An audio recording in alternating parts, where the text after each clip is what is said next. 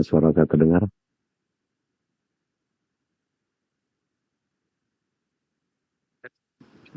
Kecil ya?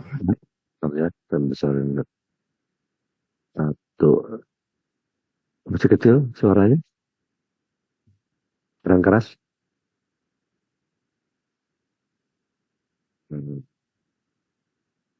Ya, halo?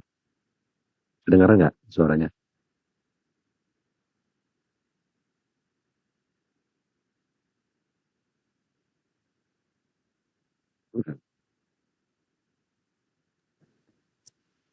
Terdengar Pak, tapi Apa? Suaranya kedengaran? Kurang jelas.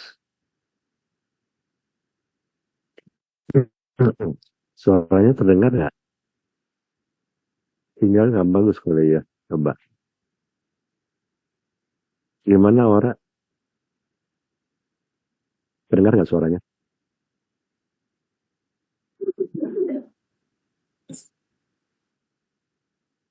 Putus-putus atau bagaimana?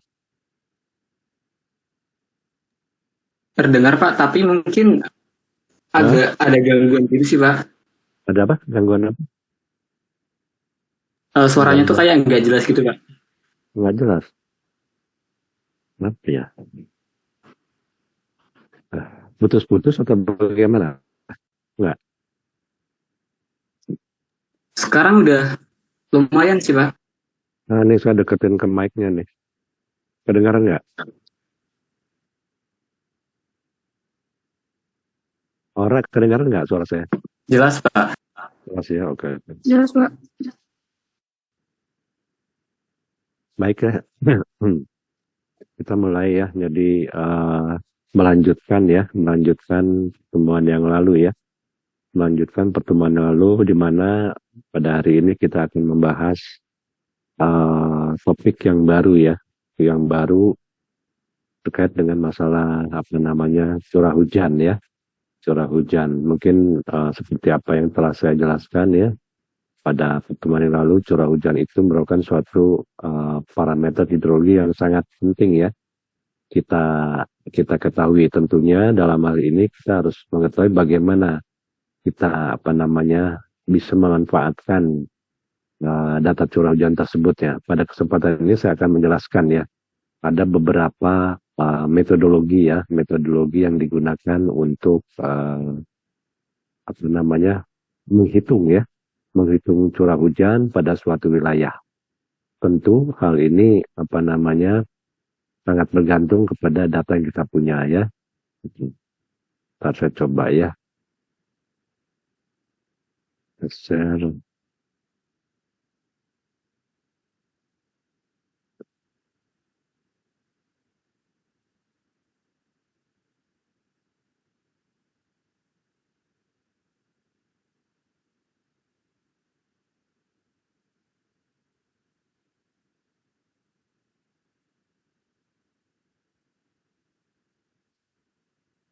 Ya, udah muncul slide-nya ya. Slide-nya udah terlihat? Udah ya? Sudah. Ya, baik ya. Jadi di sini saya akan menjelaskan ya.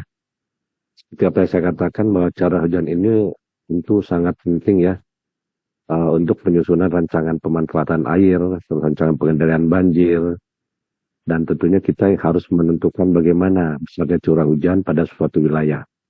Nah, di sini ada beberapa metodologi ya. Metodologi yang apa namanya yang kita gunakan untuk menentukan berapa besarnya curah hujan pada suatu wilayah. Ya, itu paling penting. Nah, di sini di dalam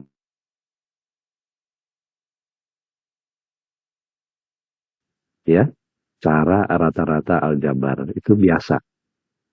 Caranya adalah dengan menjumlahkan secara keseluruhan, kemudian dibagi dengan jumlah data yang ada. Ya, jadi di sini terlihat bahwa R adalah misalnya ada beberapa curah hujan, tinggal dijumlahkan, ya, kemudian dibagi dengan jumlah titik pengamatan.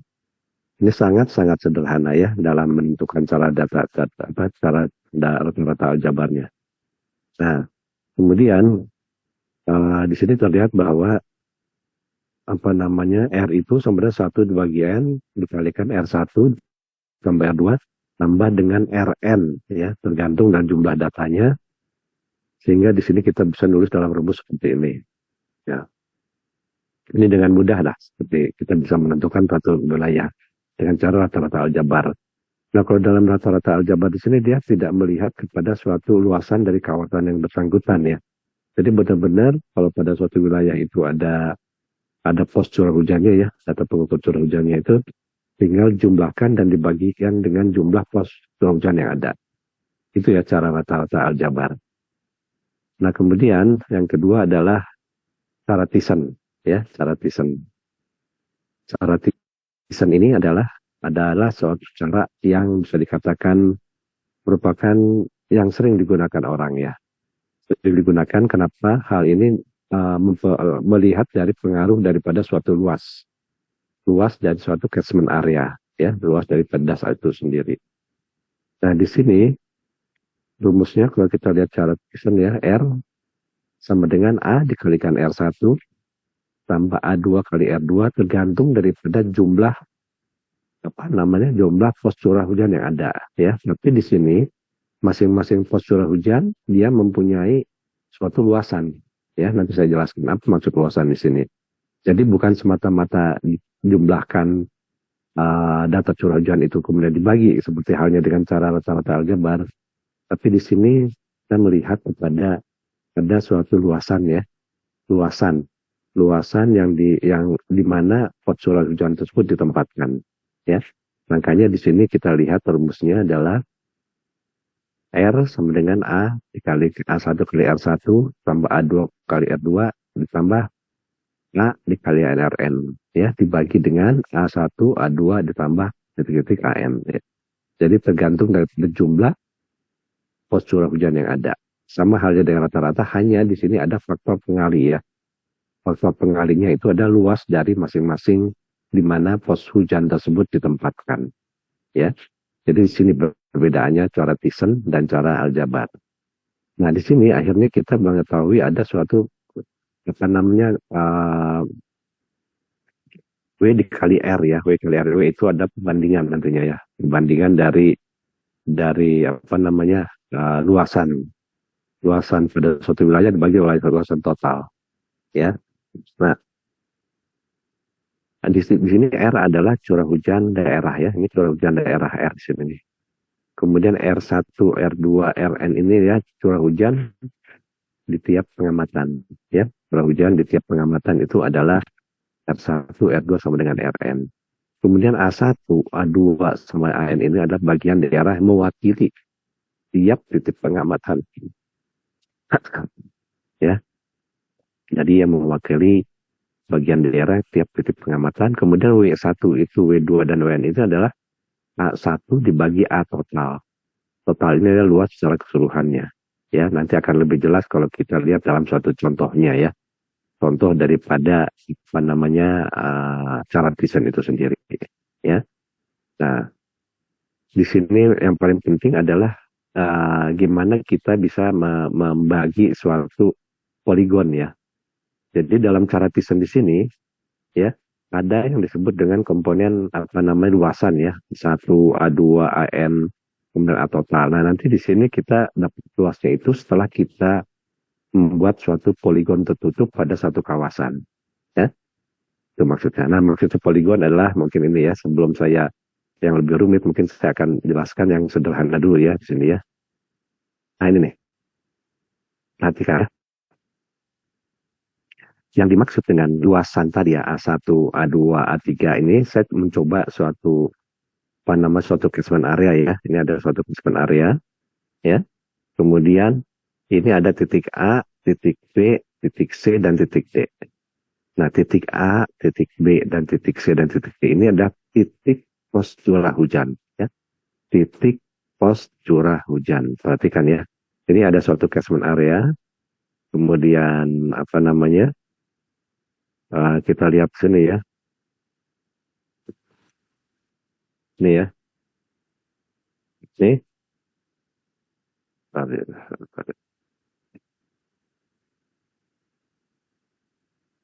Nih, ini saya tandain ini ya. Ini adalah titik pos curah hujan, ya, titik pos curah hujan. Ini titik B, ini titik B. Ini titik di mana kita ada pos curah hujan pada suatu wilayah. Ini titik C, ini titik C, ini ada titik B, ya. Jadi kalau kita lihat, ini contoh sederhana dulu yang saya berikan ya.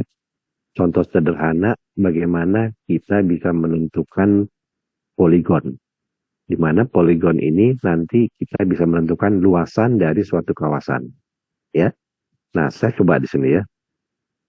Ini adalah suatu luasan yang disebut dengan catchment areanya. Ya. Kemudian ini ada pos curah hujan A, pos curah hujan B, pos curah hujan C, dan pos curah hujan D. Ya. Jadi ada 4 pos curah hujan. Nah, kemudian kita akan menentukan curah hujan suatu wilayah ini dengan cara Thiessen yang saya jelaskan tadi ya. Di mana Thiessen di sini jelas adalah pengaruh daripada luasan dari masing-masing pos curah itu akan berpengaruh dalam perhitungan. Maksudnya gini ya. Kita lihat sini ya.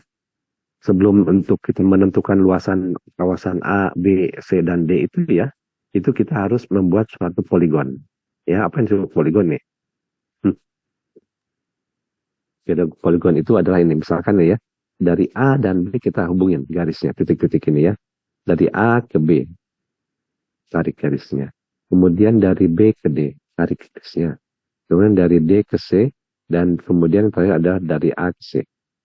Nah, itu kita tarik garis penghubungnya itu sendiri.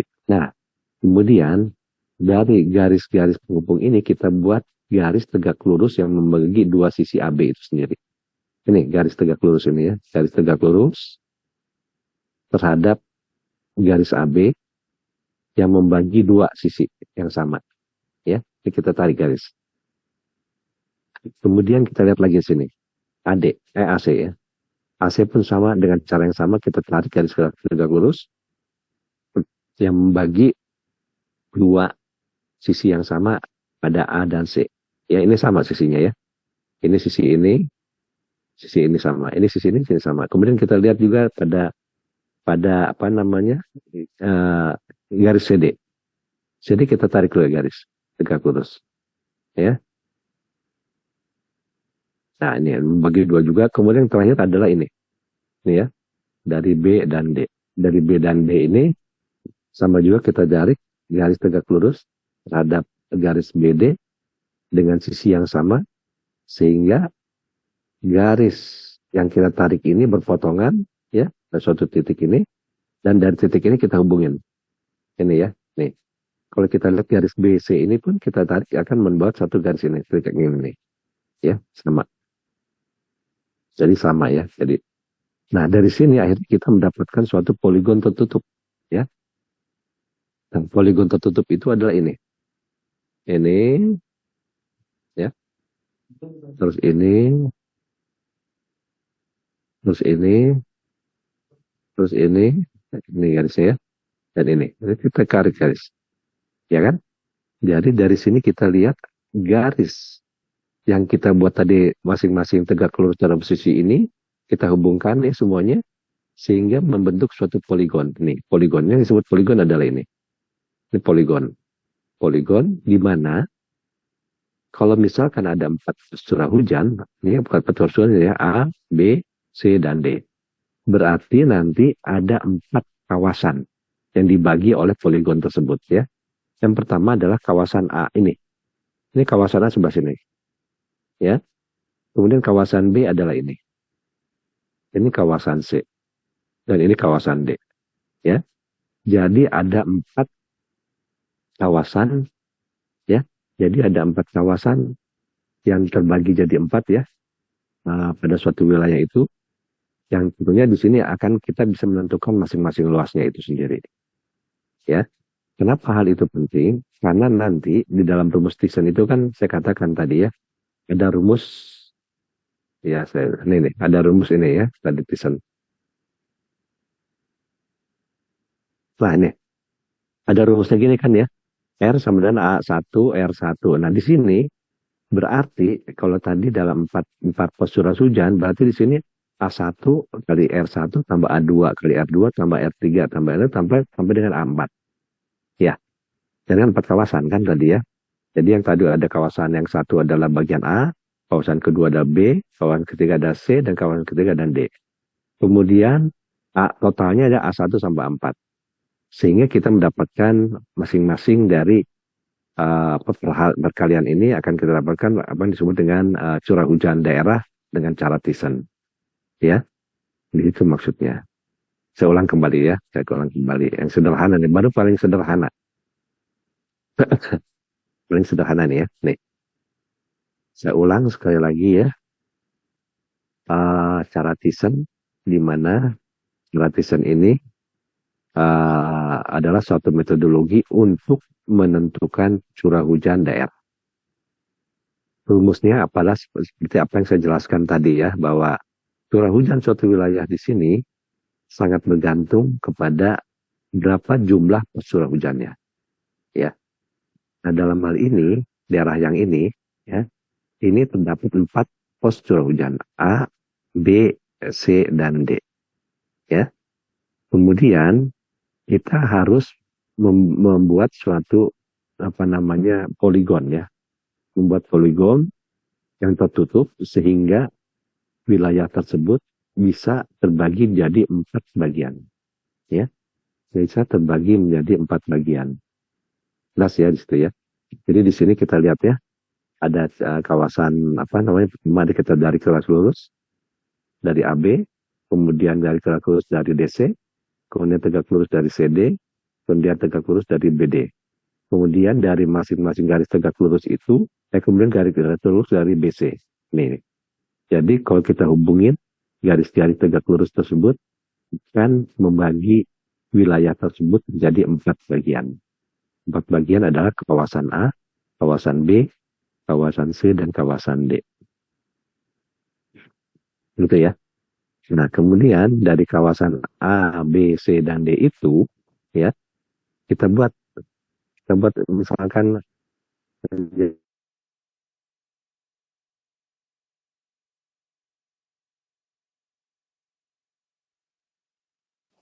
apa yang disebut dengan koefisien pengali ini alfa. Alfa itu adalah sama dengan koefisien pengali daripada curah hujan itu sendiri. Ya, nah nih A, B, C, dan D ya. Kemudian luas daerah pengaruhnya dihitung berdasarkan ini. Misalkan ini kan kita kerjakan dalam satu kertas grafik ya. Ini kertas grafik ini kira-kira berapa kotak. Jadi perbandingan nantinya di sini ya. Misalnya kawasan A ada berapa luasannya. Kawasan B ada berapa luasannya. Kawasan C ada berapa luasannya. Kawasan D pun berapa luasannya.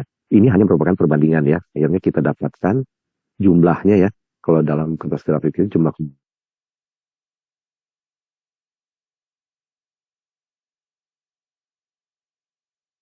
ini luasnya adalah 20,82 ya. Nah, yang disebut dengan alfa di sini faktor pengali ya. Yang faktor pengali di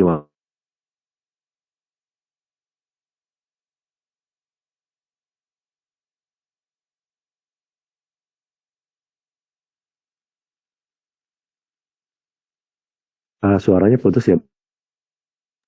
Halo. Iya, putus-putus.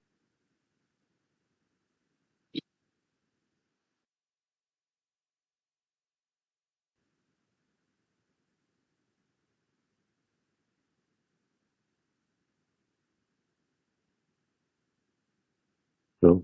Tes.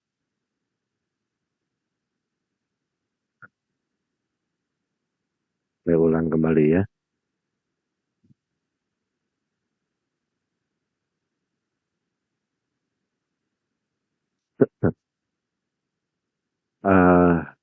Suara terdengar nggak ya? Suara saya terdengar? Ya, ya. Saya ulang kembali ya. Tadi kelihatan internetnya kurang bagus dan barusan putus di sini. Jadi saya kembali lagi kepada cara ya. Cara Thiessen itu adalah salah satu metodologi untuk menentukan curah hujan suatu wilayah. Ya, di mana curah hujan suatu wilayah itu bisa ditentukan berdasarkan suatu luasan, ya, luasan yang dibagi menjadi satu. Misalkan ada empat pos curah hujan, berarti nanti kita membagi menjadi empat, ya, menjadi empat suatu wilayah, ya. Contohnya ini, saya memberikan contoh yang sederhana dulu, ya. Jadi di sini ada empat pos curah hujan A, B, C, dan D, ya. Kemudian cara yang pertama adalah kita menghubungkan garis, menghubungkan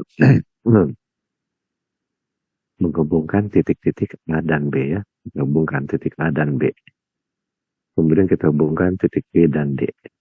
Kemudian kita hubungkan titik C dan D. Dan kita hubungkan A dan B, ya. Kemudian dari B dan C pun kita hubungkan. Setelah itu, kita buat garis tegak lurus yang membagi kedua sisi A dan B, ya. Jadi kita tarik garis lurus, tegak lurus terhadap sisi A dan B. Ini garis tegak lurus. Kemudian garis tegak lurus terhadap sisi A, C, tarik. Kemudian garis tegak lurus terhadap CD, garis tegak lurus. Terus B dan D tarik garis tegak lurus. Kemudian B dan C garis tegak lurus ini. Nah, kemudian dari situ kita mendapatkan poligon tertutup, ya. Poligonnya tertutup nih. Ini poligon, ini disebut poligon adalah ini, yang merah ini, ya. Ini poligon. Ini poligon. Ini poligon. Poligon. Dari poligon tersebut, kawasan tersebut dibagi menjadi empat, ya. Yang pertama adalah kawasan A ini. Ini kawasan A yang ini. Ini kawasan A. Ya. Dan kawasan B adalah ini. Ya. Kawasan C ini. Dan kawasan D ini. Ya. Masing-masing kawasan ini tentu mempunyai luas masing-masing, ya. Luasan A adalah sebagian ini, luasan B adalah ini, C ini luasnya, ya, dan D ini. Nah, luasan ini kita tentukan berapa luasnya. Nah, luasan ini ditentukan berdasarkan apa? Karena kita kerjanya di kertas grafik, ya, sehingga kita bisa menentukan luasannya. Nah, ini contohnya, ya. Di sini luas daerah pengaruhnya adalah untuk A sebesar 6,289. Untuk B dapat 9,328 ini, ya. Untuk C ini 7,4 dan D itu adalah 6,54. Ya. Ini merupakan luas daerah pengaruh di mana kita peroleh dari hasil perhitungan yang kita lakukan, ya. Perhitungan maksudnya dalam hal ini adalah kita menggunakan kertas grafik sehingga kita bisa mengetahui berapa luas masing-masing poligon yang bersangkutan, ya. Kita dapatkan ini. Nah, yang penting jumlah daripada A, B, dan C ini kita jumlahkan, ya, di sini. Ya, ini jumlahkan. Kemudian untuk alfa itu ada perbandingan dari luas A sendiri terhadap A total. Ini alfa A di sini. Ya. So, ya, maksudnya ini. Ini alfa. Ini alfa 1, alfa 2, alfa 3, 4. Ya, tuh. Jadi untuk alfa 1 didapat dari mana? Dari 6,255 dibagi 20,52. Jadi dibagi terhadap totalnya, ya. Yang pasti untuk pengecekan setelah kita cek jumlah daripada alfa di sini harus sama dengan 1. Ya. Pasti harus sama dengan 1 karena pembandingnya adalah 29,52 ini. Begitu, ya. Nah, setelah itu baru kita bisa menentukan berapa berapa curah hujan suatu wilayah, ya. Berapa curah hujan suatu wilayah dengan cara Thiessen. Dengan cara apa? Dengan mempergunakan rumus tadi, ya. Jadi tinggal dikalikan saja curah hujannya berapa dikalikan alfanya.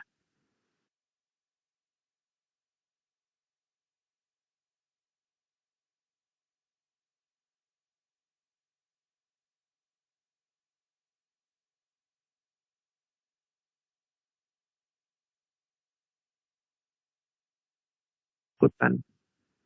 Gitu. Oke. Coba sampai di situ kira-kira ada yang ditanyakan nggak ini? Masalah prinsip itu ya, yang paling sederhana dulu nih. Ya, paling sederhana di mana rumusnya tadi, ya. Ini rumusnya. Ini rumusnya ini. Ya, rumusnya seperti ini. Nah, ini A1, A2 ini adalah sama dengan yang tadi ya. Yang saya tuliskan tadi ada dibagi menjadi luasan A, B, C, dan D ya. Begitu. Nah, kemudian ini A total. Berarti apa? Untuk menentukan curah hujan, pasti ada kan curah hujan dibagi dengan A1 dibagi A2, A total. A2 bagi A total. A3 bagi A total. Dan A4 bagi A total. Ya. Jadi rumus curah hujan dengan cara Thiessen suatu wilayah adalah ini ya. Rumusnya seperti ini. Hanya tadi yang saya katakan dalam contoh yang tadi ya. W itu adalah sama dengan alfa ya. W itu sama dengan alfa. Berarti apa? Di situ kan alfa 1 dikalikan A, alfa 2 kali B, alfa 3 kali C, dan alfa 4 dikalikan D. Kita dapatkanlah berapa besarnya curah hujan dengan cara Thiessen. Ya, gitu. Oke, sampai di situ ada pertanyaan untuk yang sederhana ini dulu ya. Nanti kita lihat lagi lebih. Nih. Saya mau tanya Pak. Ya, aduh.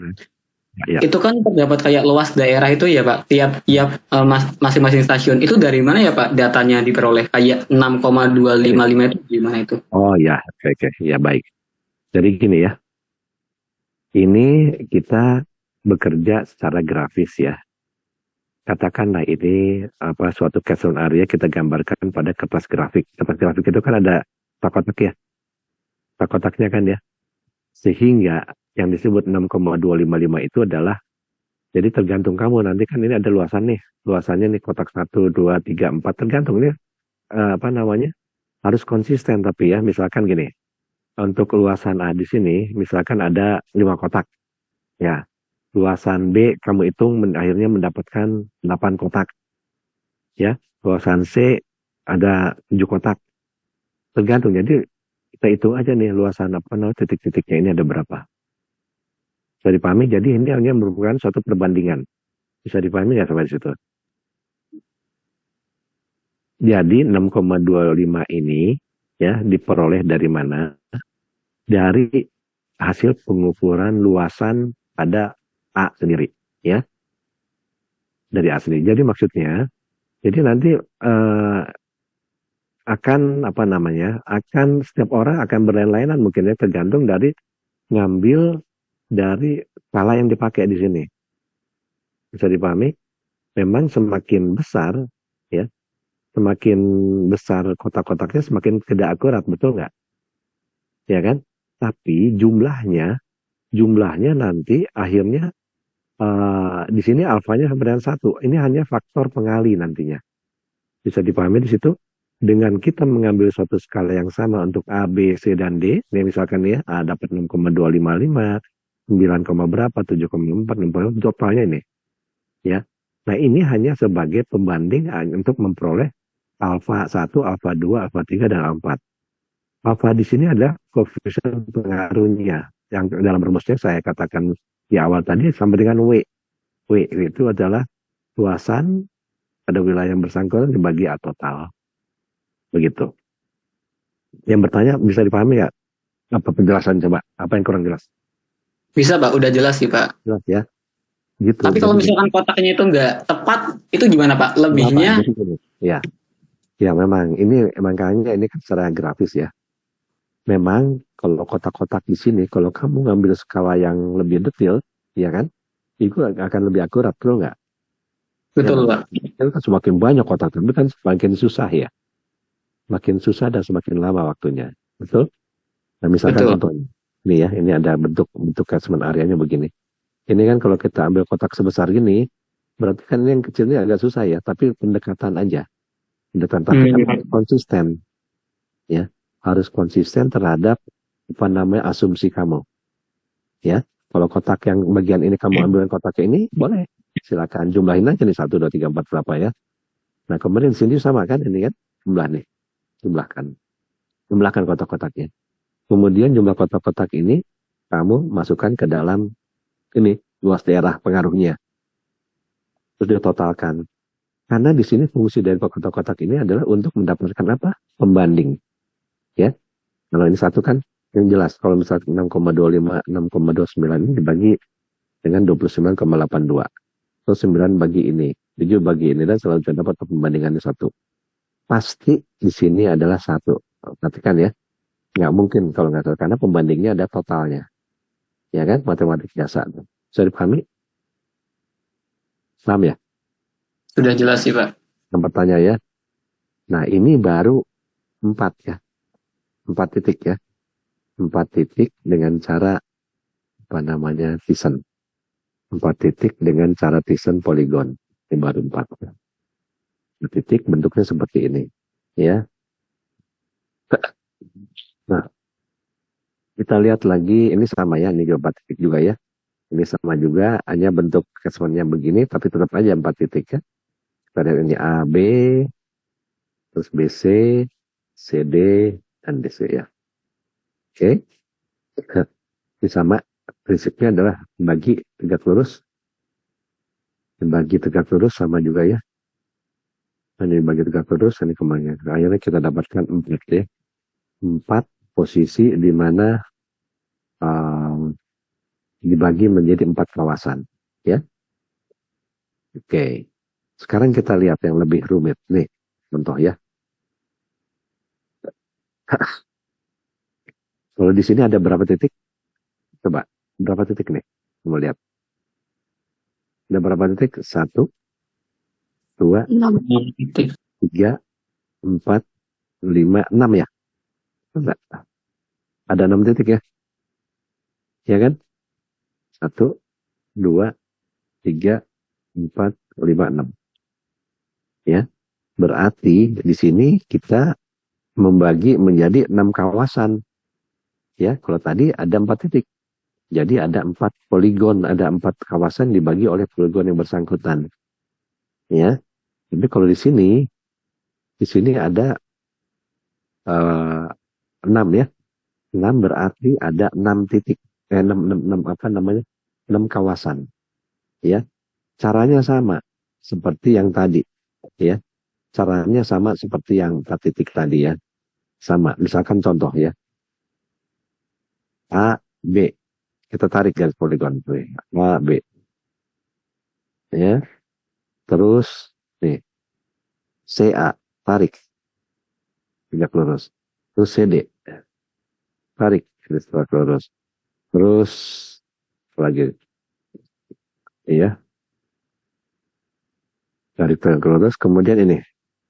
Ini juga dari apa namanya? Dari garis BC juga nih. Dari BD ini kita tarik garis tegak lurus. Ya. Terus ini juga sama DE tarik garis tegak lurus. Ya. Terus dari ini DF tarik garis lurus terus ya. Terus apa lagi? Satu lagi ya. Ada ini satu lagi ya. Ini nih. Tarik garis lurus yang menghubung ini ya. Ini. Tegak lurus. Tadi garis lurus terhadap DE. B. Terus ini juga nih. Namanya ini ya. Ini nih. Nih, garis ini nih. Atau FE ya. FE. Nah, akhirnya kita lihat di sini ya. Dengan konsep yang tadi. Membagi 2 garis tegak lurus. Membagi 2 dari sisi-sisi poligon yang bersangkutan. Ya. Jadi dari semuanya. Akhirnya kita mendapatkan poligon tertutup. Ya. Poligon tertutup di mana dalam kawasan di sini ada 6 ya, 6 kawasan. Kawasan A, kawasan B, kawasan C, kawasan D, kawasan E, dan kawasan F. Ya. Ya kan sederhana ya. Jadi ada 6. Jadi 6 kawasan ya. Tapi paling penting prinsipnya adalah di sini yang paling penting kamu perhatikan adalah bahwa untuk menentukan apa namanya poligon di sini ya, ujungnya pasti nanti akan tertutup ya, pasti tertutup seperti apa yang saya jelaskan tadi ya. Ini tertutup kan semuanya ya. Sehingga jelas kawasan itu bisa dibagi menjadi beberapa kawasan. Kalau ada 6 surau hujan, berarti ada 6 kawasan.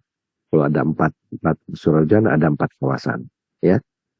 Jadi sama caranya dengan yang paling sederhana tadi pun, Berarti di sini ada kawasan A, B, C, D, E, F ya. A, B, C, D, E, F. Sama. Kemudian bagaimana menentukan luas daerah pengaruhnya? Nah, luas daerah pengaruhnya ini bisa ditentukan berdasarkan luasan yang ada pada apa namanya yang dibagi oleh poligon yang bersangkutan. Ya, dari poligon yang bersangkutan. Gitu. Itu ya. Itu kalau ada apa namanya ada 6 kawasan ya. 6 kawasan. Kalau 4 kawasan yang saya katakan tadi ya. Oke. Kalau ini bisa dipahami nggak yang untuk yang contoh yang kedua? Contoh yang kedua. Prinsipnya sama ya. Sama dengan contoh yang pertama tadi ya. Kalau contoh pertama ini adalah ada 4 curah hujan. Kita masing-masing titik curah hujan kita hubungin dengan garis titik-titik ya. Jadi prinsipnya gitu. Kamu misalnya menemukan suatu persoalan, ada suatu catchment area, ada curah hujan, kemudian dari titik-titik persuran itu kamu hubungin semuanya ya, semuanya. Nih seperti ini ya. A, B, B, C, A, B, B, D, C, D, dan C, B. Semua dihubungin. Kemudian setelah dihubungin, dari garis-garis yang menghubungi antara dua pasurannya, kamu garis tegak lurus. Dan membagi dua sisi yang sama. Ya, harus sisinya sama nih. Nih misalkan ini ya. Sisi ini dan sisi ini. Harus sama. Kalau nggak sama, nanti pasti tidak akan tertutup poligonnya. Ya, pasti tidak akan tertutup poligonnya. Ya. Nah, sama halnya seperti ini. Ya, ini nih. Contoh yang kedua ya. Bentuknya kan agak lain ya. Bentuknya agak lain, tapi tetap dia ada mempunyai 4 pos curah hujan. Ya, ada 4 pos curah hujan. Jadi di sini terlihat bahwa kita pertama apa tadi konsep pertama adalah hubungi titik-titiknya ya. Ini makanya hubungin titik-titik ini nih. Dari A ke B dihubungin garis titik-titik. Dari B ke D dihubungin garis titik-titik. Dari D ke C dihubungin titik-titik. Terus dari D ke C sama garis titik-titik. Ya. Nah kemudian apa konsep selanjutnya? Setelah kamu hubungi dari masing-masing posuran hujan ini dengan suatu garis titik-titik tadi, kemudian kamu membuat suatu garis yang tegak lurus terhadap sisi titik-titik tadi itu ya. Kamu tarik garis tegak lurus ini.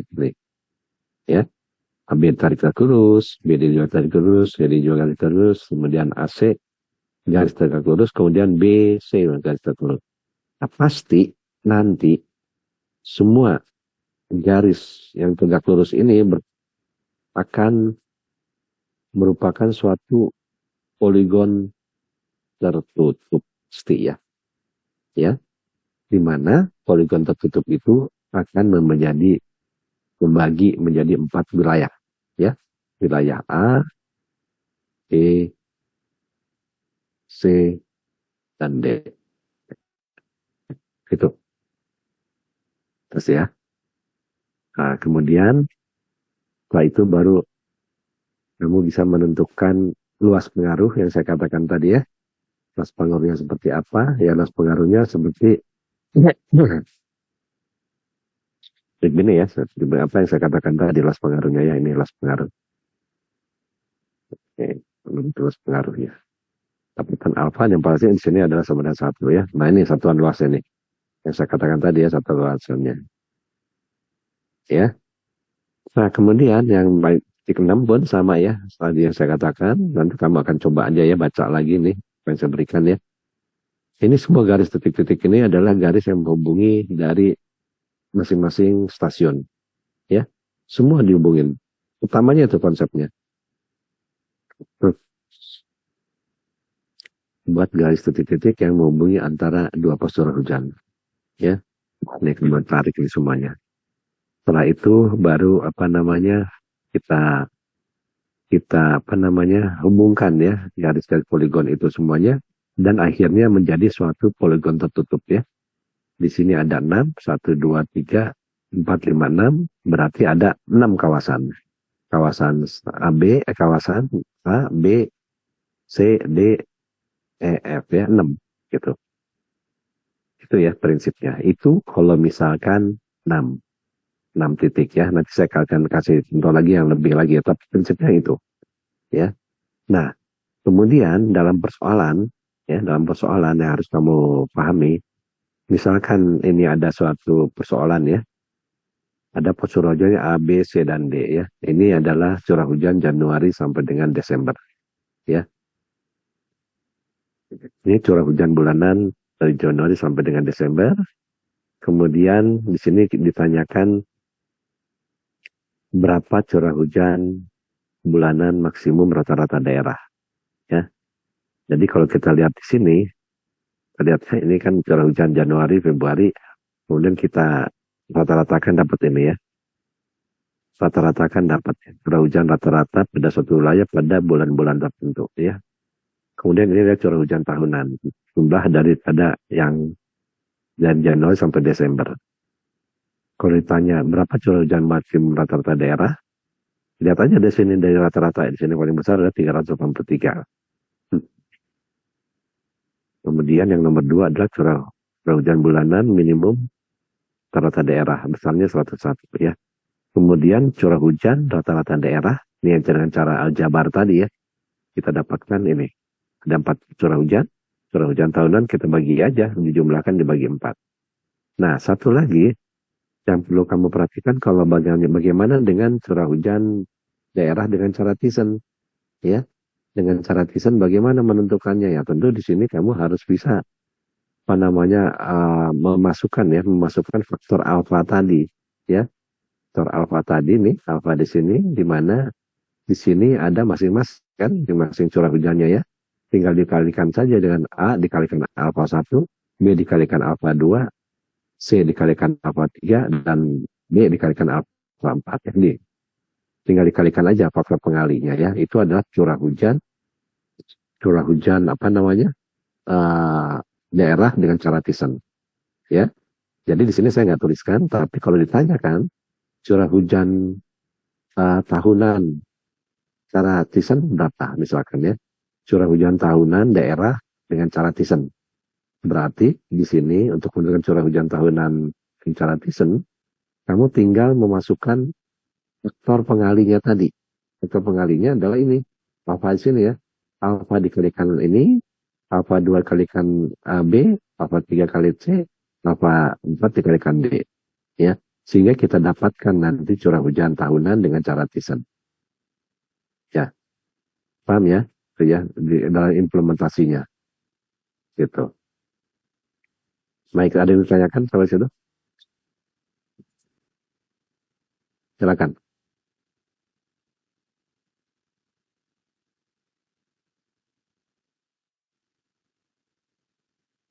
Coba kameranya hidupkan semuanya.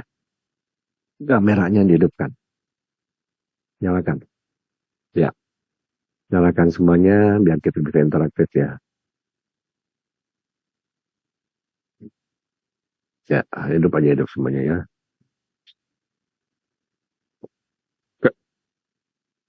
Oke ya. Tadi saya sudah menjelaskan ya bahwa untuk menentukan curah hujan itu ada metodologinya adalah menentukan dengan curah hujan rata-rata ya. Kalau rata-rata sederhana ya, tinggal dibagi jumlah yang curah hujan yang ada. Nah kemudian dengan cara Thyssen. Thyssen itu adalah salah satu metodologi di mana kita bisa menentukan curah hujan wilayah dengan cara Thyssen dengan syarat kita harus mengetahui faktor pengali ya. Faktor pengali yang alfa tadi. Di mana faktor pengali dikalikan suatu curah hujan itu ya sangat ditentukan berdasarkan luas daerah ya, betul ya. Nah mungkin saya akan coba coba aura coba saya akan tanya ya terkait dengan tadi yang saya jelaskan ya. Uh, uh,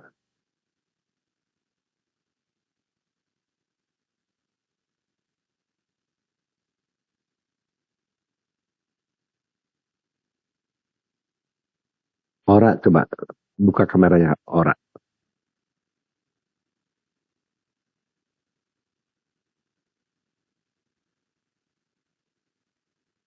Aura, salah. Ya,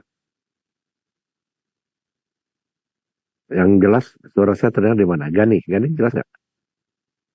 Ya, Gani Gani aja ya Gani dulu. Coba sekarang saya mau bertanya ya Mas Gani ya. Apa yang saya jelaskan tadi terkait dengan poligon ya. Poligon bagaimana kamu bisa menentukan curah hujan wilayah dengan cara poligon. Coba dijelaskan step pekerjaannya misalkan ada 4 pos curah hujan pada suatu wilayah. Silakan dijelaskan. Ini lihat gambarnya boleh, gambar ini. Gambarnya kamu bisa coret, bisa sambil apa? Pakai bolpen kamu coret boleh, boleh aja. Ya, silakan. Ya,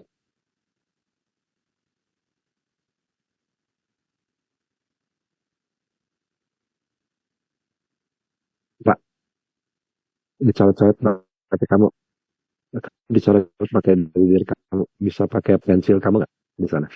Bisa kan? Ya, boleh. Boleh. Warna apa? Biru kayak apa? Kuning. Ya, ya, boleh, boleh ya.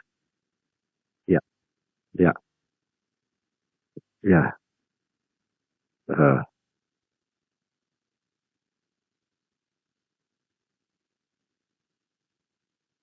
ya, ya,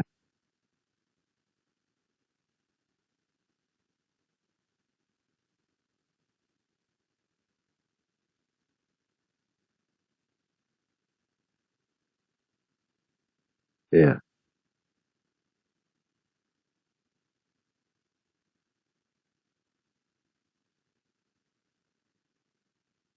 ya, ya, ya, ya. eh, hmm, ya, ya, betul.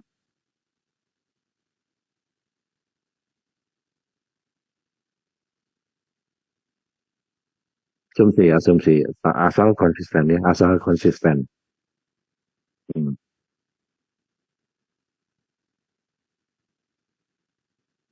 ya, boleh. Hmm,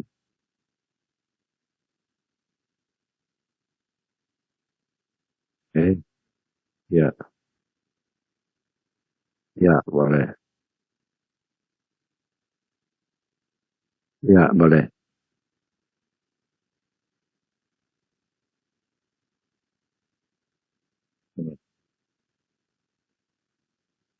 Ya, boleh, boleh, boleh. Ya.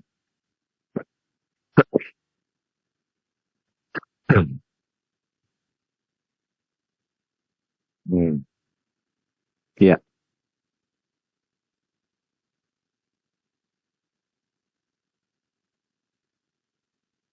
boleh, boleh. Ya, hmm, ya,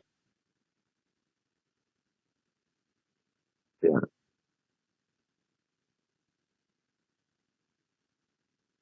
ya,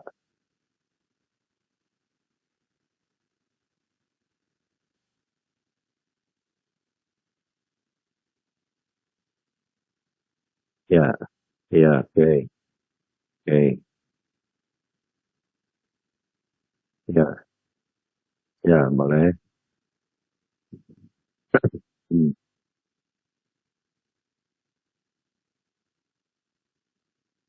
hmm,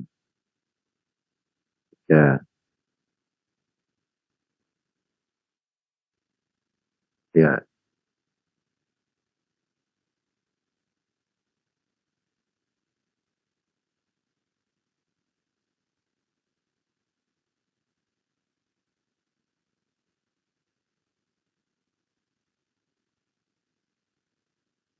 hmm, ya,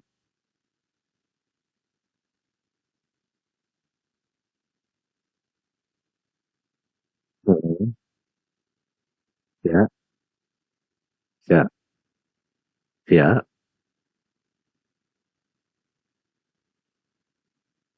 Iya,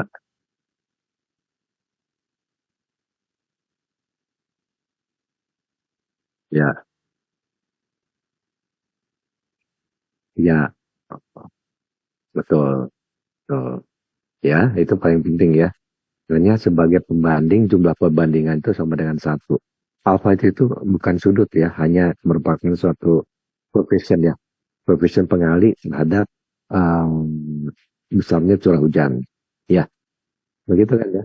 Jadi kamu tinggal dapat yang penting di sini adalah tadi kamu katakan bahwa setelah kamu jumlahkan ya, jumlahkan totalnya ini, kemudian kita bagi masing-masing dengan jumlah total ini, di sini akhirnya dapatkan satu ya, pasti harus satu. Kalau nggak satu salah ya, ya kan karena pembandingnya ini kan, ini total kan, A dibagikan total, B bagi total, C bagi total, D bagi total, dijumlahkan ini sama dengan satu, ya, betul nggak, Gani? Betul ya, itu penting ya. Penting. Nah, kalau misalkan apa namanya untuk mencari apa namanya curah hujan Thisonnya, berarti di mana setelah itu? Curah hujan Thisonnya tinggal dikalikan kan ya? Apa? Apa kali apa? Alfa dikali, eh, dikalikan curah hujannya ya? Ya, ya, alfa dikali curah hujan satu, alfa dikalikan curah hujan A. Ya, gitu terus. Ya, sebenarnya gitu ya. Ya, benar itu kamu jelaskan benar ya. Itu pemahaman paham semua ya seperti itu ya. Pemahamannya seperti itu apa yang dijelaskan siapa tadi, Gani ya? Gani ya tadi jelas ya. Seperti apa yang dijelaskan ya, gitu. Nah, sama halnya dengan ini nanti persoalannya seperti ini nih, misalkan nih ya, yang di bawah ini nih. Di bawah ini diketahui curah hujannya Januari sampai Desember, B juga ada ya. Kemudian nanti kamu bisa rata-ratakan kan ya, bisa rata-ratakan curah hujan suatu daerahnya. Kadang kita curah hujan dia rata-rata dapat. Kalau ditanya curah hujan maksimumnya, nanti kita dapat ya sebenarnya maksimum. Yang minimum dapat juga minimum ya. Curah hujan tahunan bisa kan? Ini kan tahunan nih, tinggal dirata-ratain aja. Dapat ya. Nah, kemudian gimana kalau curah hujan seasonnya? Gimana coba kalau di sini? Gimana kalau curah hujan season daerah? Saya tanya. Kalau misalkan persoalannya udah diketahui dari sini ya. Nih, ada yang tahu? Gani tahu curah hujan ya. Curah hujan season.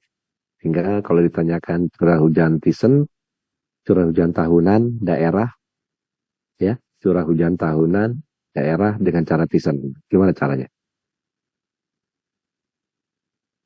Kalau ditanya tahunan ya, apa yang dikalikan?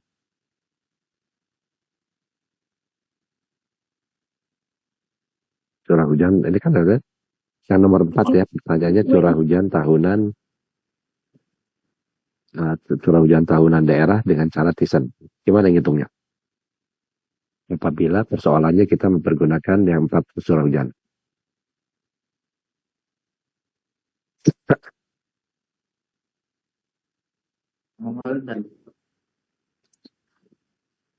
Mungkin kalau misalkan Iya, iya, gimana? kalau misalkan kan kita harus mempunyai koefisien pengali ya Pak ya. Jadi Ya, betul. di stasiun yang ada dari tahunan yang di data ini mungkin 269 dibagi dengan rata-rata daerahnya sebagai total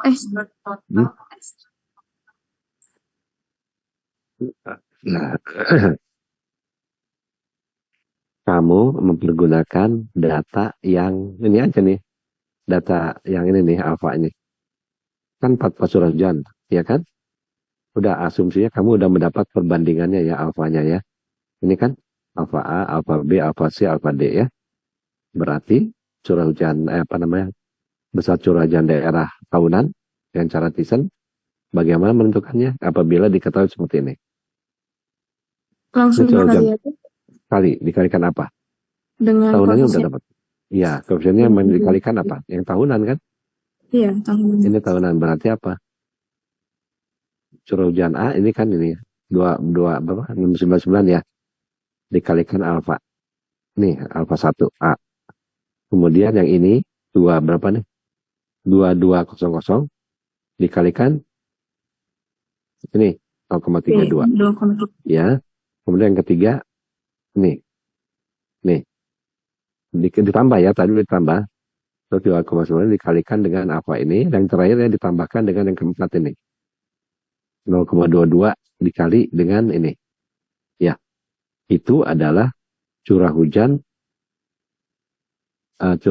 tahunan daerah dengan cara Thiessen. Ya. Ada faktor pengali. Di mana faktor pengali ini kita peroleh dari mana?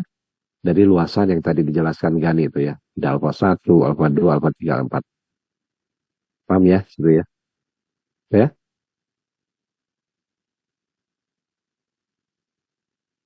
Oh enggak, itu akhirnya pasti nanti akan sama ininya, perbandingan kan?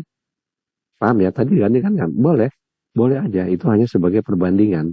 Kan akan perbandingan apa? Misal kamu agak kotak-kotak besar kan jumlahnya nggak banyak ya. Tapi kamu konsisten kan terhadap perbandingannya itu kan? Totalnya berapa kotak. Tapi nanti akhirnya yang sama di sininya nih alfanya. Alfanya pasti sama. Iya dong. Betul nggak? Nggak. Pasti sama alfanya. Tergantung kamu ngambilnya seperti apa besarannya. Kalau kotak-kotaknya banyak kan teliti ya.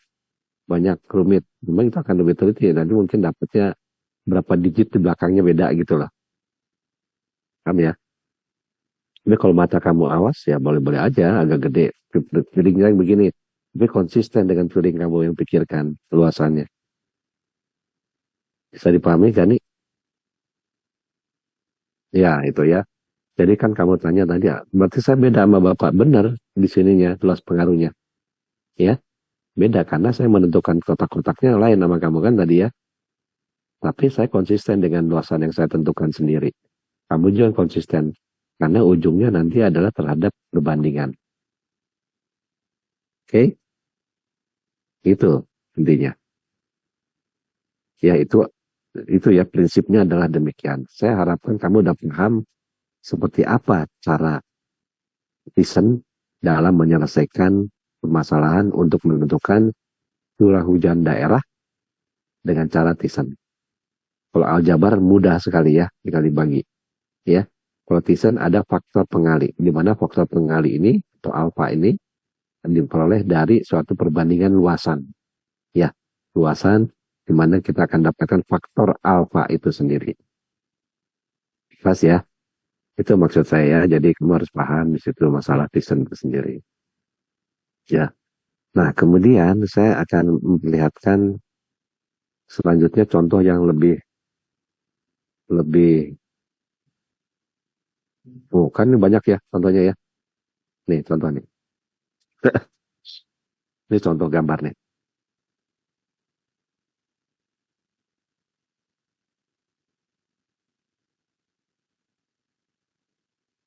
Ini berapa titik nih coba tekan ya.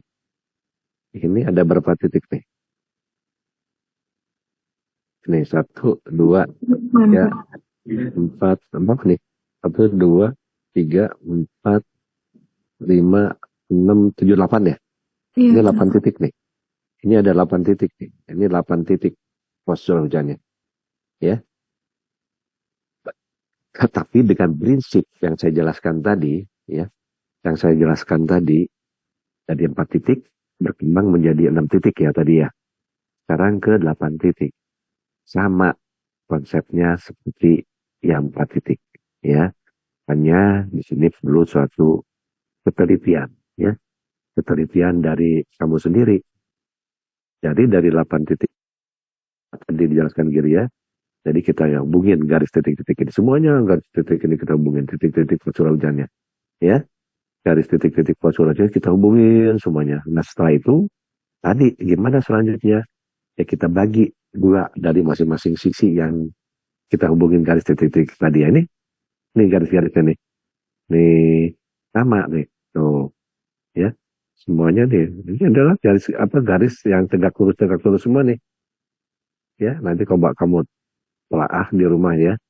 Ini prinsipnya sama seperti tadi, ya. Akhirnya nanti dia akan menutup, ya, menutup Poligon tertutup dia dibagi menjadi berapa? 8. 1, 2, 3, 4, 5, 6, 7, 8 ya. 8 titik. Itu ya. Itu prinsipnya. Nah kemudian kamu lihat lagi nih. Ini berapa titik nih? Banyak ya. Sama ini juga tuh. Contohnya banyak ya. Ini 10 titik nih. Perhatikan ya. Ini adalah contoh yang 10 titik. Ya. 10 titik kamu lihat ya. Titik curah hujannya. Makanya dalam proses perhitungannya di sini saya berikan ya. Ada satu contoh nih. Ini ya. Ini A-nya. A-nya itu ada 10 kan berarti ya. Ada 10. Kemudian bobot di sini ada sama dengan alfa ya. Yang tadi saya katakan ya. Bobot di sini ada faktor pengali. Ya. Faktor pengali. Nih bobotnya. Nah di sini memang luasannya diketahui nih semuanya. Ini dapat faktor pengalinya. Alfa atau W-nya sendiri. Sehingga curah hujan Thiessen tinggal dikalikan saja. W dikali R. Ya. W dikali R. Jadi dikalikan aja nih. Apa namanya. 0, ini tambah ini. Dikali ini semuanya ya. Ini dapatlah ini. Ini adalah namanya curah hujan wilayah dengan cara Thiessen. Ya. Itu maksudnya. Bisa paham ya? Bisa dipahami ya, dari 4 titik, 6 titik, 8 titik, 10 titik. Ya, konsepnya sama ya, dengan cara tadi membuat satu, menghubungkan dari titik-titik curah hujan, kemudian membagi 2 ya, dengan sisi yang sama, tegak lurus, sehingga nanti masing-masing garis yang tegak lurus tersebut akan berpotongan dan membentuk suatu poligon tertutup ya. Kalau poligonnya tidak tertutup, mesti salah. Ya. Kenapa salah? Karena kamu tidak akan bisa membagi kawasan itu menjadi suatu kawasan luas tersendiri, ya. Itu patokannya. Jadi kalau misalkan dalam ujian tiba-tiba kamu nggak bisa menutup, itu salah, ya. Salah kamu menentukan poligonnya. Kalau tertutup, rapi kayak begini, ya itu benar itu. Tinggal kalau udah benar, kamu bisa menentukan apa namanya luasan masing-masing. Paham ya? Saya harapkan paham ya. Di sini saya harapkan paham semuanya. Untuk menentukan cara Thiessen ya. Kalau aljabar sederhana, ya. Ini ada cara Thiessen. Ya. Nah kemudian yang ketiga adalah cara isohate. Ya. Nah cara isohate ini apa namanya agak ini ya, agak berbeda dengan cara Thiessen, tapi dia mempergunakan kontur daripada curah hujan, ya. Jadi kalau misalkan kamu mempunyai curah hujan pada suatu wilayah, kemudian kamu bisa memplot konturnya, kontur itu menggambarkan besarnya curah hujan yang sama ya, sama dengan kontur apa permukaan tanah. Kan kamu tahu ya pelajaran geodesi ya. Ada kan untuk mendapatkan kontur dan kontur yang sama kita bisa menghubungkan garis ya. Garis gitu ya. Nah di sini adalah sama. Jadi dari data yang ada kita bisa menggambarkan kontur ya. Kontur dari masing-masing besarnya curah hujan. Nah setelah itu, setelah mendapatkan kontur di situ kita bisa membagi menjadi bagian-bagian antara garis-garis isohate itu sendiri ya sama gitu. Nah kemudian dari situ baru kita bisa menentukan apa namanya curah hujan rata-rata pada wilayah yang bersangkutan gitu.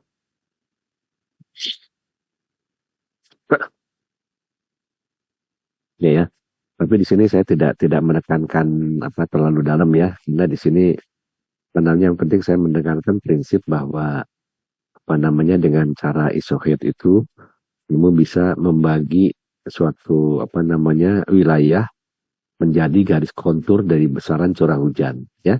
Dari besaran curah hujannya dapat konturnya sehingga kita bisa menentukan berapa apa namanya curah hujan wilayah dengan cara isohate itu sendiri, sama caranya dengan yang tadi ya apa namanya Thiessen, di mana di sini ada A1 R1 ya sama juga gitu ya, A2 R2 A3 R3 ini ada harus pengaruhnya sendiri ya.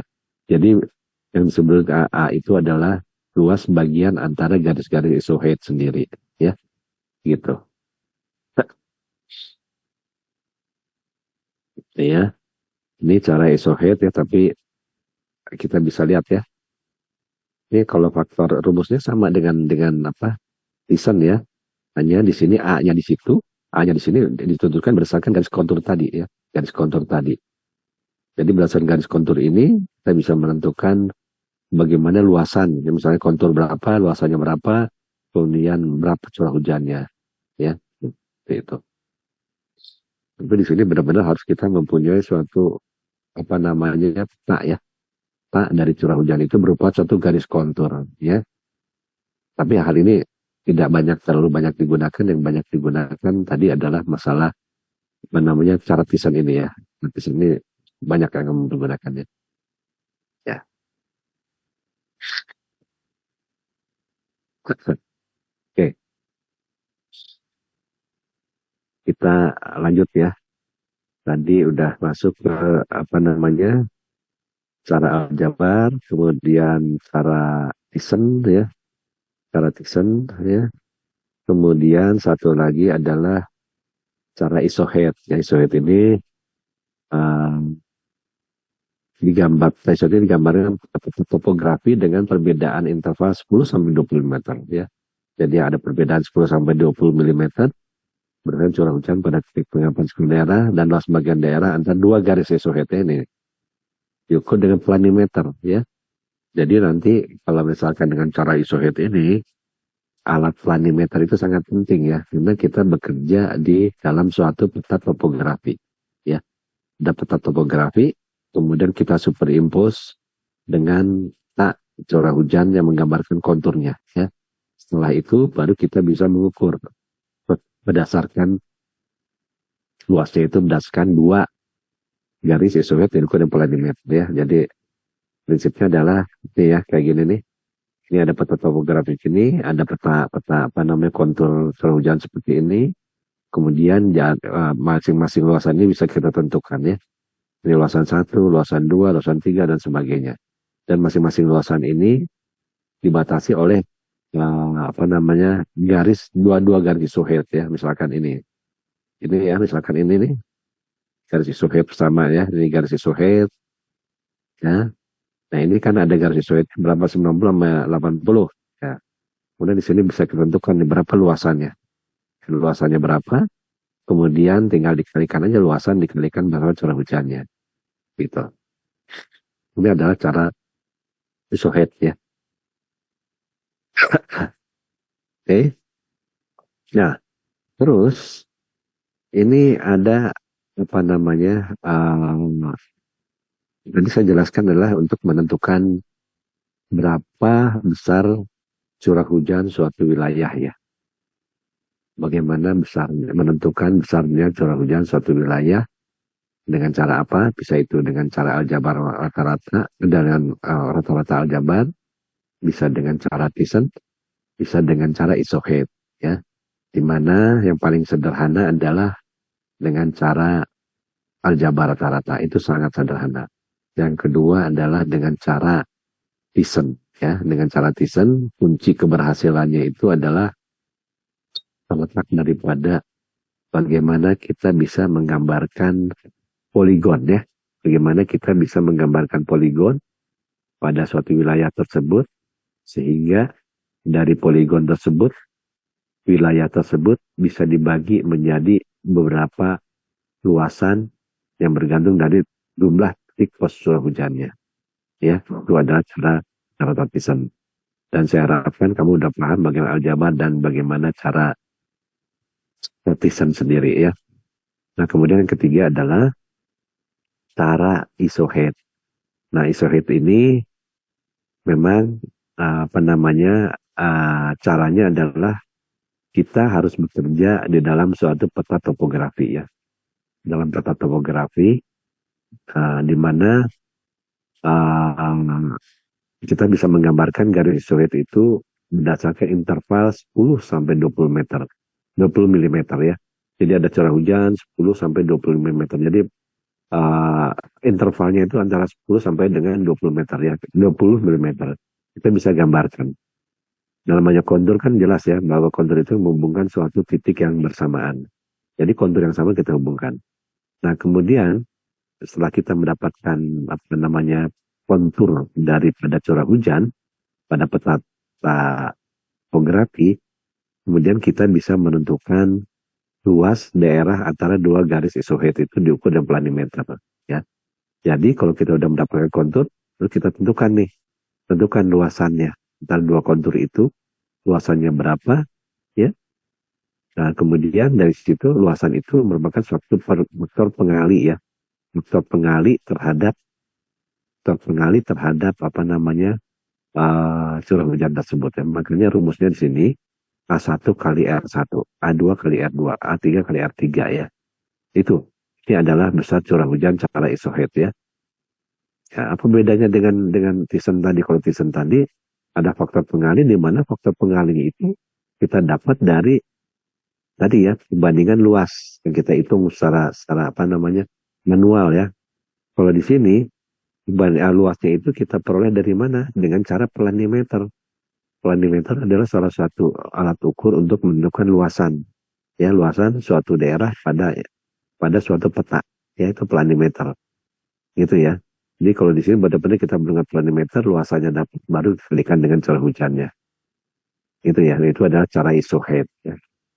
Jadi masing-masing mempunyai suatu apa namanya unik ya, keunikan. Kalau cara Thiessen itu kita tidak perlu planimeter, tapi kita perlu suatu penelitian untuk menentukan luasnya itu berdasarkan kotak-kotak tadi. Tapi sebenarnya kalau memangnya kita punya alat planimeter ya bisa juga kan ya tanpa kotak-kotak itu kan bisa tentukan luasnya, berdasarkan luasnya. Jadi hanya perbandingan luasnya. Tapi karena dalam dalam hal ini pasti ya kalau misalkan dalam suatu persoalan ujian itu kan kita nggak akan bawa planimeter ya. Jadi kita harus secara manual dengan menggunakan kertas grafik. Ya, gitu maksudnya ya. Saya harapkan paham ya pemahaman dari tiga metodologi ini ya. Cara aljabar, kemudian cara Thiessen, kemudian ada cara isohed ya. Selanjutnya ya. Nah, selanjutnya tentu kalau kamu ke lapangan atau bagaimana ya, pasti ada data curah hujan yang hilang ya. Terjadi data curah hujan yang hilang. Ya. Kemungkinan ada terjadi data curah hujan yang hilang ya. Nah, ini ada beberapa metodologi yang cara menentukan data curah hujan yang hilang ya. Nah, data yang hilang itu adalah kesenjangan data suatu pos penakar hujan ya. Dapat diisi dengan bantuan data yang tersedia pada pos penakar di sekitar pada saat yang sama ya. Jadi konsepnya adalah gini ya. Misalkan ada data curah hujan yang hilang ya, tidak terukur atau bagaimana, berarti kita bisa memperkirakan ya. Untuk memperkirakan berapa besarnya data curah yang hilang itu. Nah, tentunya di sini dengan bantuan ini ya, harus ada bantuan data yang tersedia pada pos-pos penakar di sekitar pada saat yang sama. Itu yang paling penting ya. Jadi kita bisa menentukan data curah hujan yang hilang itu apabila kita punya data dari pos penakar di sekitarnya. Ya. Paham ya di situ ya maksudnya. Jadi benar-benar kita harus ada data di sekitarnya itu harus ada. Baru kita bisa memprediksi yang hilang itu berdasarkan data yang sudah ada atau di sekitarnya. Ya. Nah, ini yang disebut dengan rasio normal namanya ya. Ini adalah cara yang dinamakan dengan rasio normal. Ya. Nah, syarat untuk menggunakan cara ini adalah tinggi hujan rata-rata tahunan pos penakar yang datanya hilang harus diketahui. Ya. Jadi, cara yang dipakai dinamakan rasio normal, syaratnya adalah untuk menggunakan cara ini, tinggi hujan rata-rata tahunan pos penakar yang datanya hilang harus diketahui. Di samping dibantu dengan data tinggi hujan rata-rata tahunan pos penakar di sekitarnya. Ini konsepnya ya.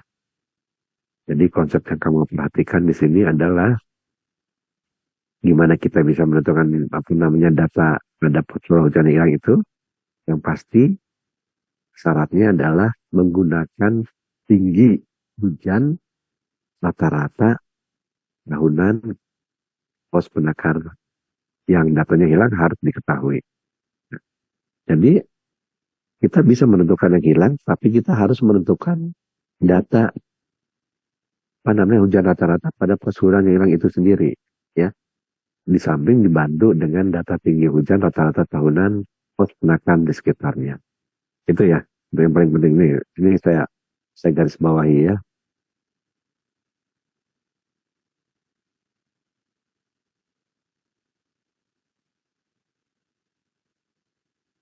Nih ya, paling penting sini.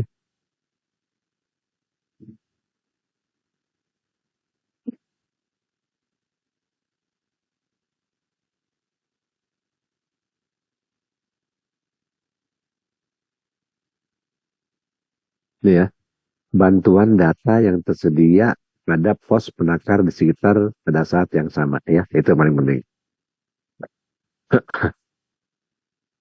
Nah, cara yang dipakai dinamakan rasio normal ya. Nah, syarat untuk menggunakan cara ini adalah ini, syarat yang paling penting ya.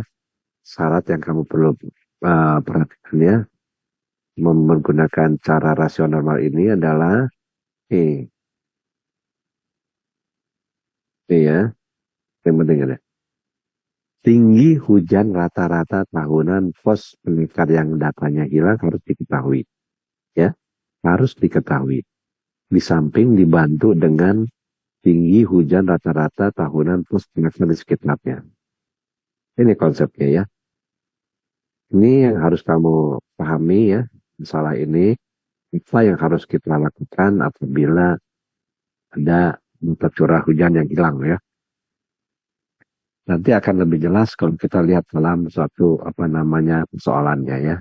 Saya jelaskan lagi. Baik. Nah, di sini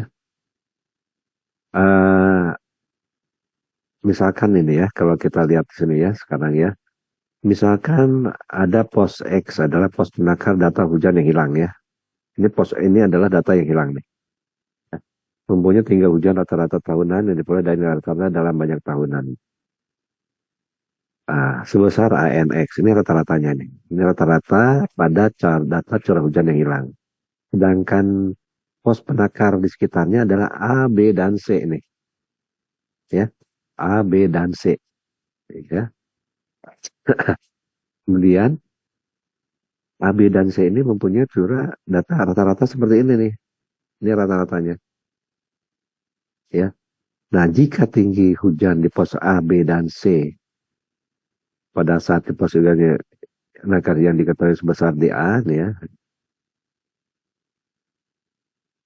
Nah, jika tinggi di pos penakar ABC pada saat di pos penakar hijau yang besar ini, maka tinggi hujan di pos penakar X ya pada saat adalah ini. Nah, ini.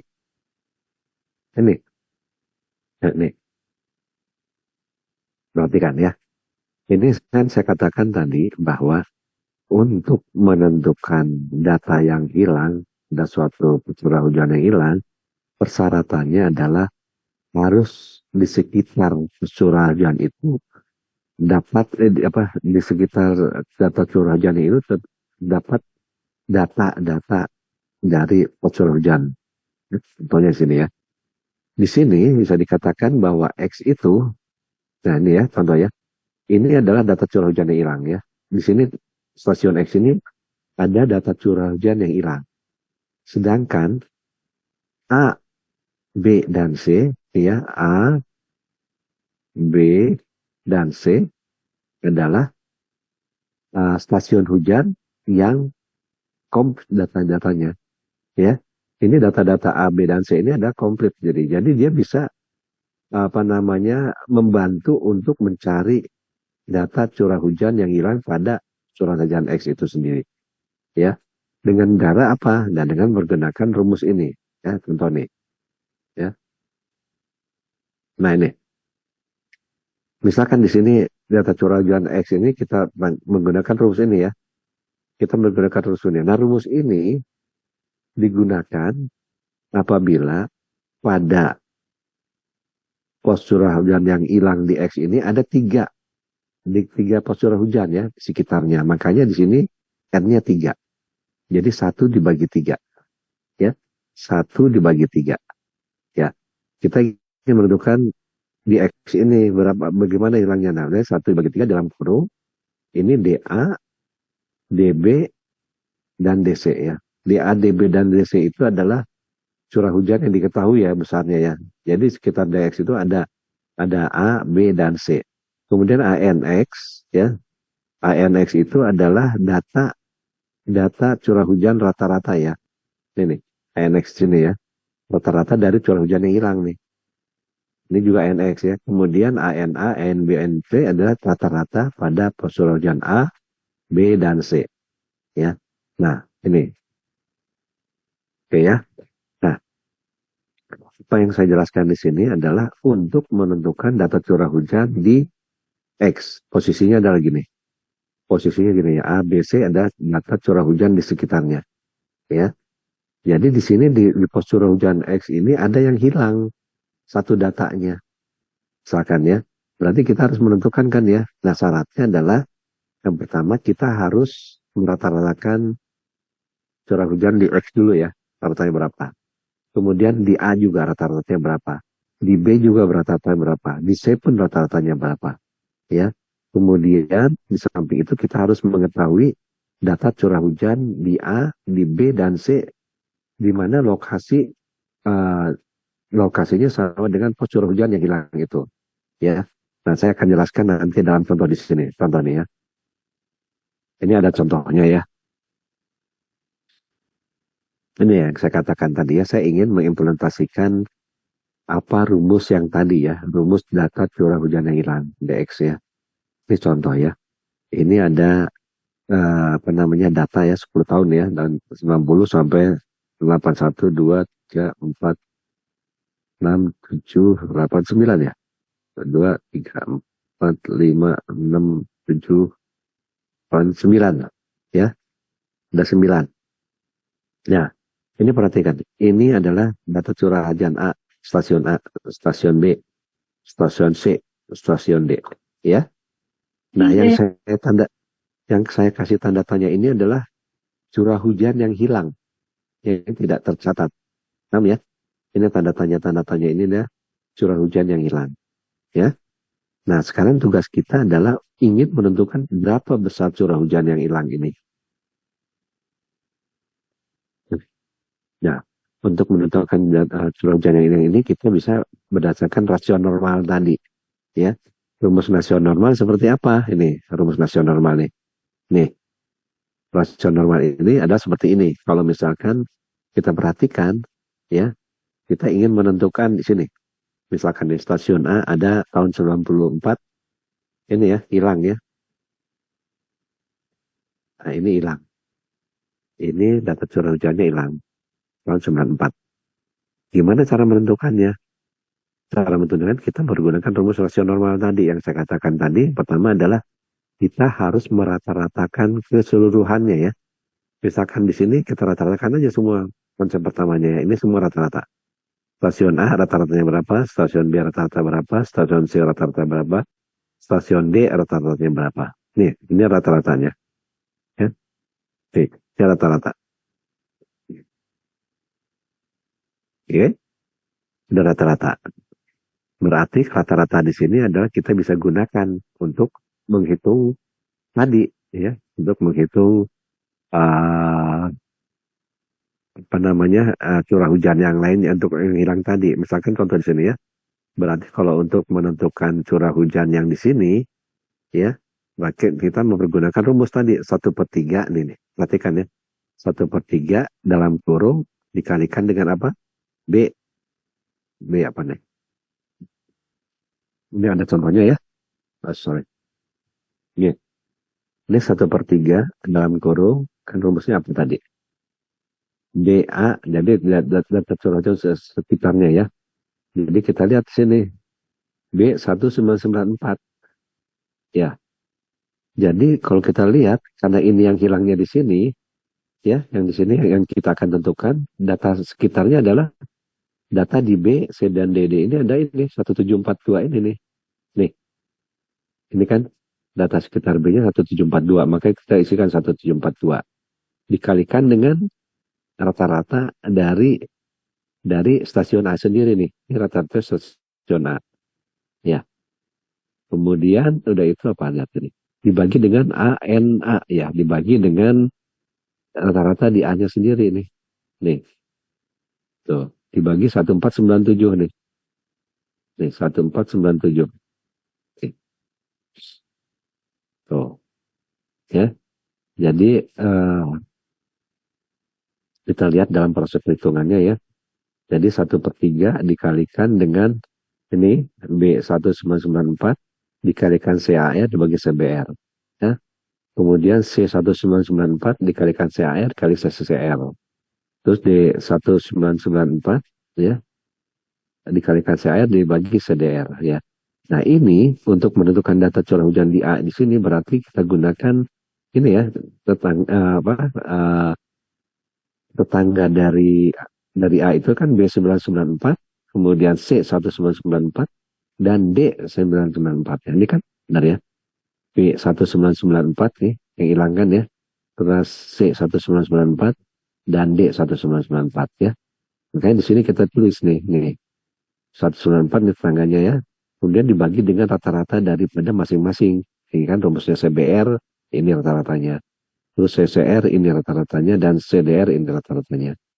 Jadi rumus ini ya, rumus ini adalah sama dengan yang saya tentukan di sini tadi nih. Rumus ini dan ini bentuknya kayak begini. Nih kan benar kan 1/3 dikalikan dengan di sekitarnya apa, itu hujannya, kemudian ini ada nilai rata-rata dari yang hilang dibagi dengan rata-rata yang bersangkutan ya, begitu. Ya, Oke. Ini untuk menentukan A1994. Ya. Nah, bagaimana dengan 1995? B ya. Ini A ya tadi kan, ini A nih ya. A1994 menentukan pakai rumus ini. Nah, untuk B ini rumusnya. Ya. Dasarnya sama dengan apa yang saya jelaskan rumus sebelumnya. Bahwa kalau untuk menentukan B berarti ini ya, ini B. Ini B, ini B. Ya. Berarti 1/3 dikalikan dengan apa? Di sini kan jelas ya bahwa A1995. Ini A-nya nih. Tetangganya kan 1995 ya. Dikalikan CBR. Ya. Dikalikan CBR. CBR jelas ya. CBR bagi CAR sama ya. Terus ini juga sama 1995 dikali CBR dibagi dengan CCR. Ya, ini sama juga D. Sekarang ya D 1963 bagi CBR dibagi CDR dan seterusnya.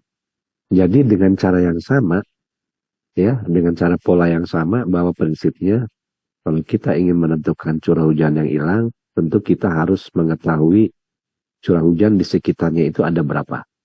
Kalau di sini ada 3 berarti ada berpengaruh terhadap 3. Kalau curah hujan berarti rumusnya kita mempergunakan 1 dibagi 3. Kemudian pengaruhnya bagaimana? Yang pasti adalah kita harus merata-ratakan keseluruhan curah hujan itu ya. Kemudian kita lihat juga kalau misalkan sudah dirata-ratakan dan kita bisa memasukkan ke dalam rumus tadi nih ya. Dengan rumus ini sendiri ini curah rata-rata A, curah rata-rata B gitu ya. Kita masukkan sehingga kita dapatkan rumus masing-masing daripada curah hujan yang hilang tersebut ya. Tuh. Ya, nanti kamu coba baca ya. Telah kembali bagaimana proses dari perhitungan dan rumus ini ya. Yang saya jelaskan di sini prinsipnya adalah di sini ya, yang paling penting ya. Yang paling penting di sini adalah bahwa kita bisa menentukan data curah hujan yang hilang itu dengan cara rasional normal dengan syarat apa? Syaratnya adalah tinggi hujan rata-rata tahunan. Pos penakar yang hilang datanya harus diketahui ya. Rata-rata tahunan. Kemudian dibantu dengan data tinggi curah hujan rata tahunan penakar di sekitarnya. Ya, di sekitarnya. Itu yang paling penting. Kemudian di dalam contoh rumus yang kita turunkan di sini adalah rumus di mana data curah hujan yang hilang itu adalah X ya. X.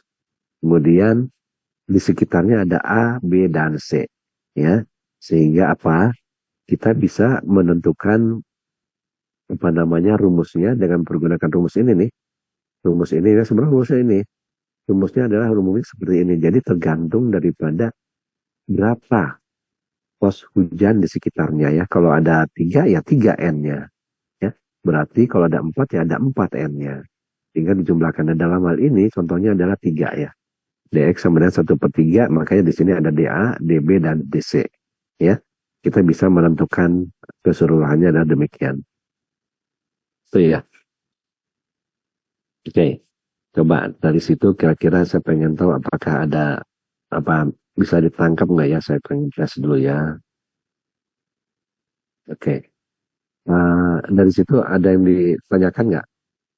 Apa yang masih membingungkan?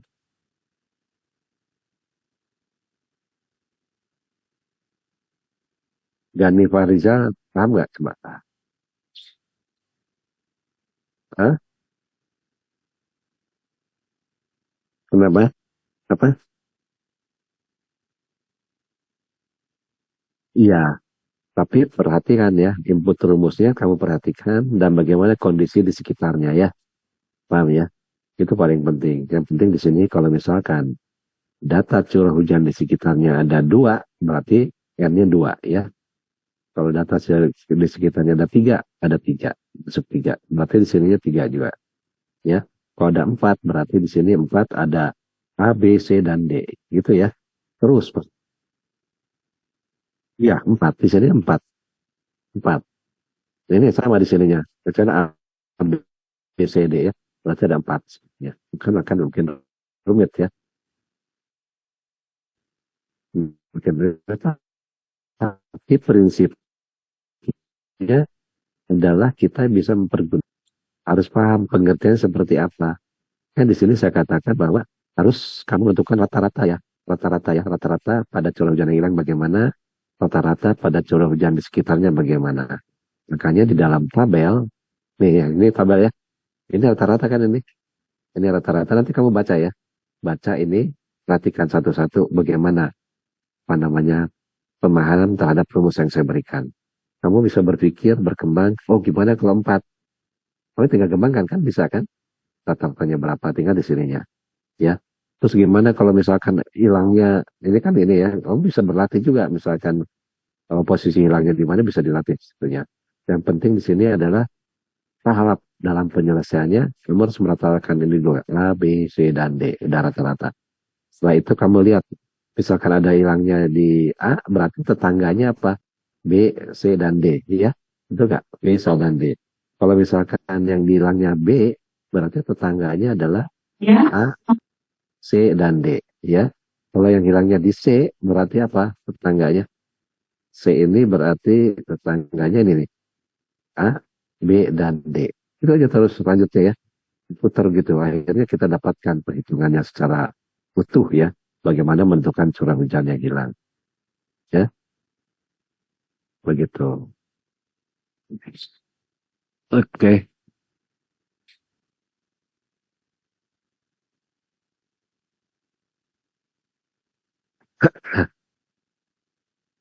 Oke, jadi apa namanya untuk kuliah um, hari ini sampai di sini dulu ya. Insya Allah pekan depan kita offline ya biar lebih jelas lagi. Saya akan lebih apa namanya hari Rabu ya hari depan ya kita akan apa namanya mereview kembali dan saya harapkan apa yang saya jelaskan ini kamu ulang kembali ya.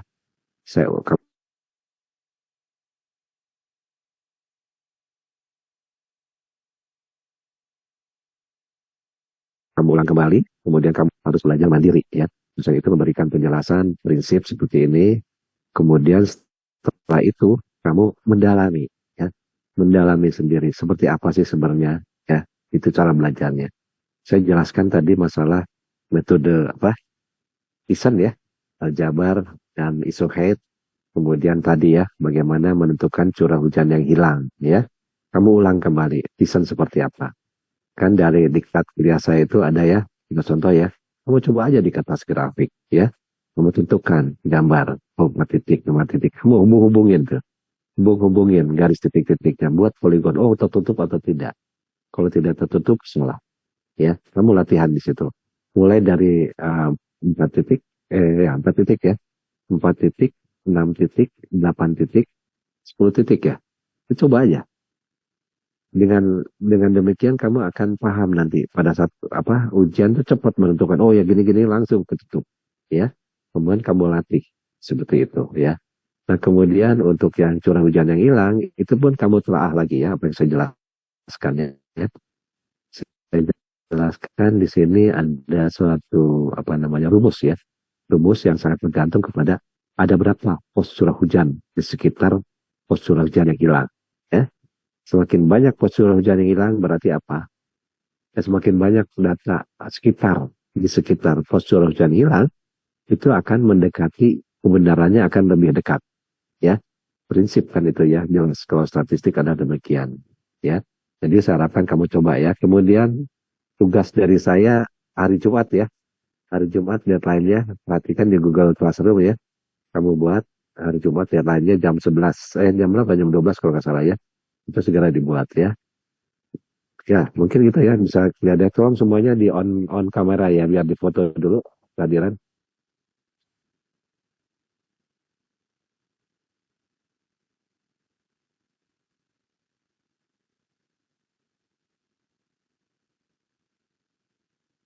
Semuanya di on kan ya.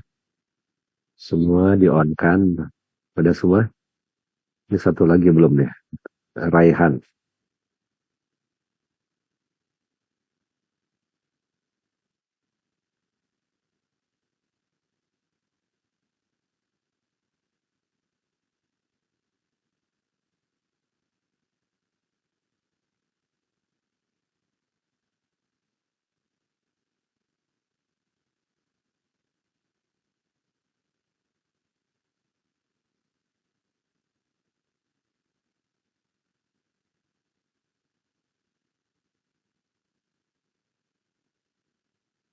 Udah ya, jadi uh, kuliah hari ini sampai di sini ya.